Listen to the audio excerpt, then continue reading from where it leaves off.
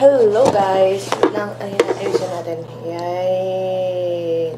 What up, bitches? Hello!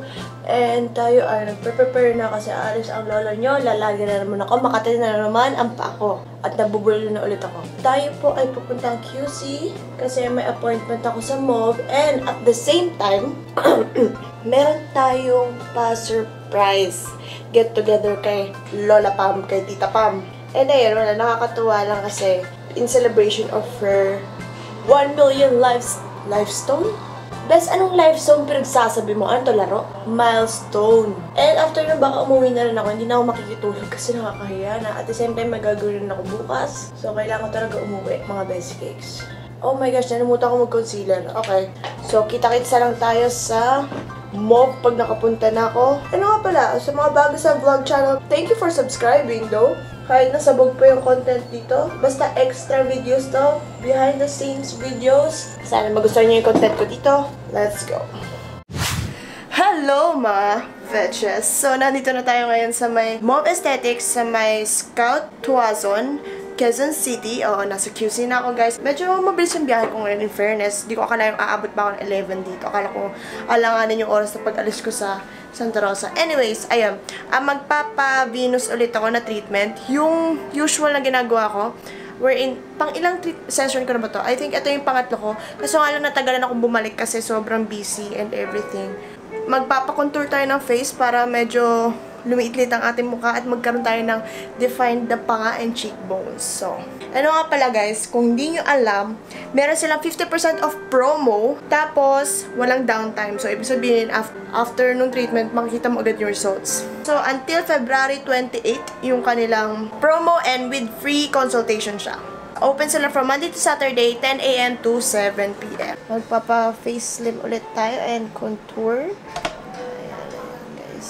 Simula siya sa hanggang sa cheekbones, hanggang sa mismong leeg.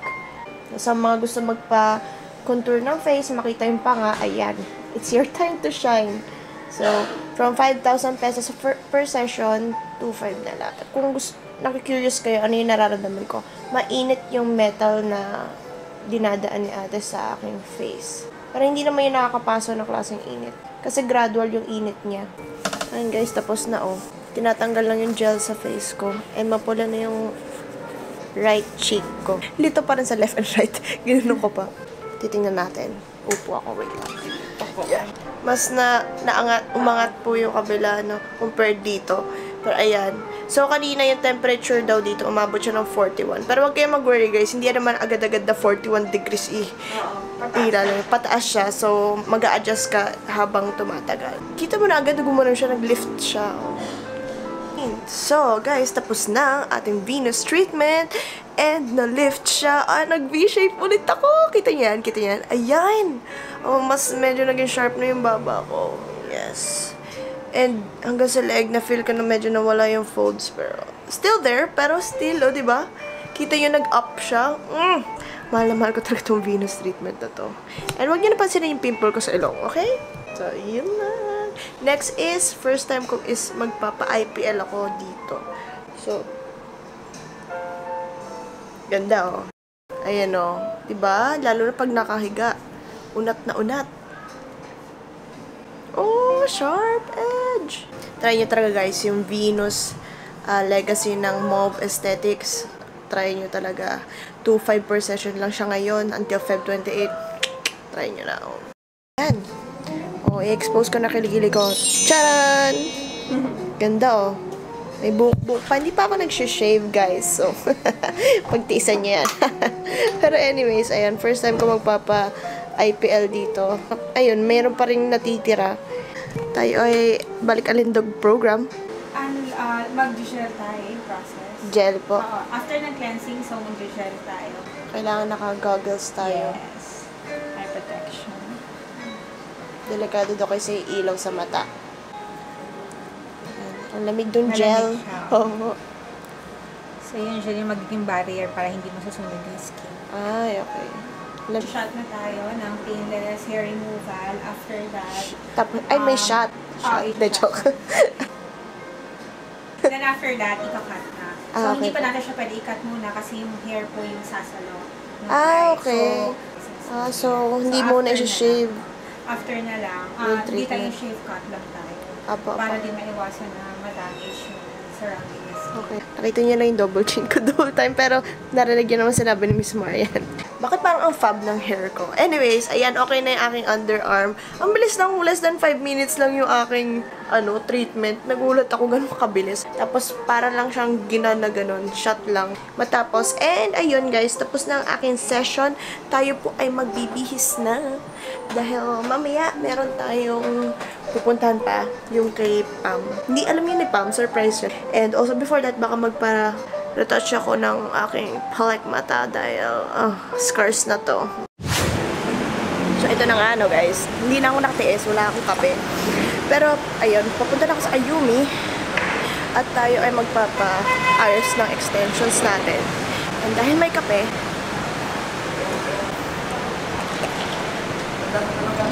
hello guys. So, nandito na ako. Nakaayos na ako. May kumot na ako. Tingnan nyo. So, sabi ni na ate, ipaparepair ko lang ito. Yung naglagas ko ng pilik mata, tingnan naman, parang 1/3 na lang natira compared dito. O, diba? Papayos ko na. Sayang naman i-maintain natin. Ayan, nalagyan na ni ate ang tape ang aking mata. Anong name niya ate? Sheila po. Hi ate Sheila. Siya bahala sa aking pilik mata. Yung naglagas na. Ayan. So, isa muna daw ay bago pumunta dito. O plan balik ganda. Char. Ayan na guys. Tapos na. I feel complete again. Ay, may muta pa ako. Charot. Pero ayan. Yay! May kulangot pa ako. Ayan, nasa CR lang ako. And mag-ayos lang ako ng aking face. Kasi wala na akong makeup dito and everything. So, bago tayo pumunta ng Fisher Mall. Actually, inaya ko rin si Rem.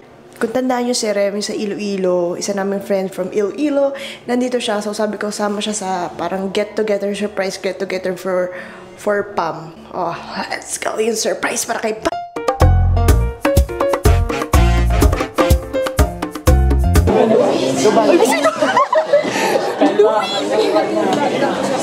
Mga kaibigan, eto na po, nandito na po kami sa venue and hinihintay na lang namin si Pam.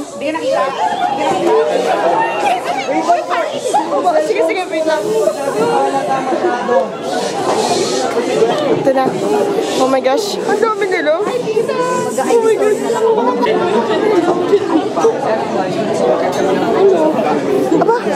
open. Ay, parang tayo i-check.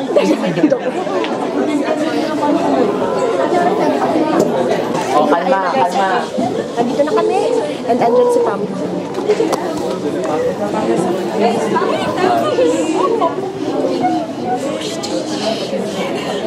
Kalma, guys, kalma.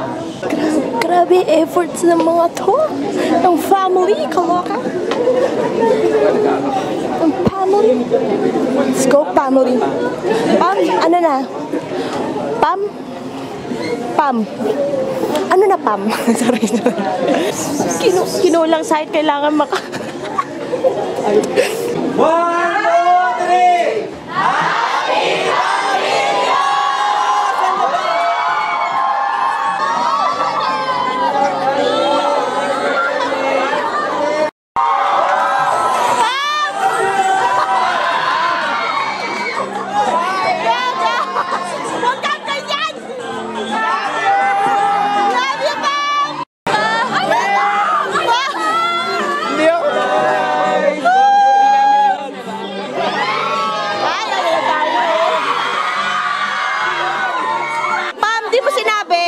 Merch mo na? Merch mo na ba? Ayan oh. Oh, ang cute. Ang sweet ng family. Iyak siya. Iyak siya oh. Today, i-surprise yung best friend ko. So, nangyari na yun. Tapos, akala ko, makikipagkita lang kami kay Ray. Wala lang, catch up lang gano'n. Tapos, biglang, ang galing niya naman! Ano? Uy, sorry. Ang awkward, sorry din ko pala. Pero, thank you po sa lahat na nagpunta.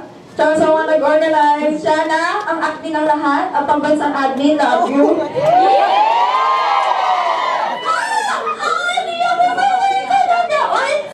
Ayun guys, sana natin yung show. Katalo na ako. Naglalaro na sila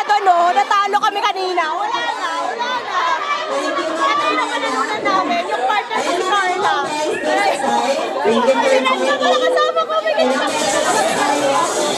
Kanina ko kami kasama sa live facial mo. Hindi tayo kasama. Tapos sabi ko, munti ka na ako makabili ng sapatos. Kasi munti na may sapatos. Oh my God, guys. Nagpawisan ako doon. Ayan. Hello.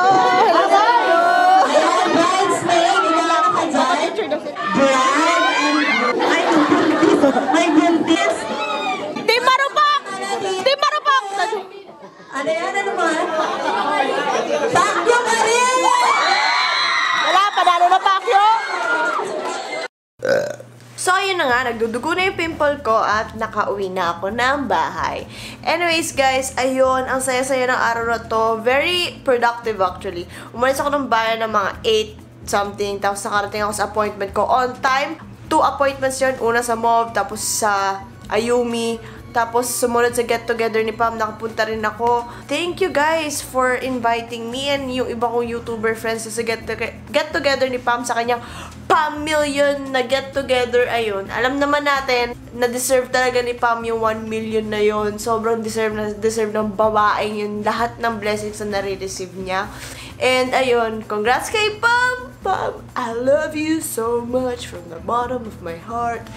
Napagdadaanan mo or what, nandito lang kami, sabihan mo lang kami, love you best. Sa lahat ng organized, grabe kayo, saludo kami, nakakatuwa kayo. And ayun guys, sobrang saya-saya lang. Tapos, ayun, I just wanted to share nga pala na hindi na ako masyadong nakapag-vlog after nung, ang ginawa ko talaga is to bond with my friends. Gusto ko talaga as in yung bonggang bond, na physical bond.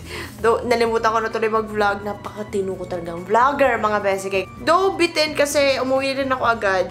Hindi ako nakapag-catch up sa kanila. Pero sooner or later, makapag-catch up rin ako sa mga friends ko. Yan, huwag kayo mag-awa. So, ayun lang. Yeah, and... Yo! Okay, ito na talaga. Outro na tayo.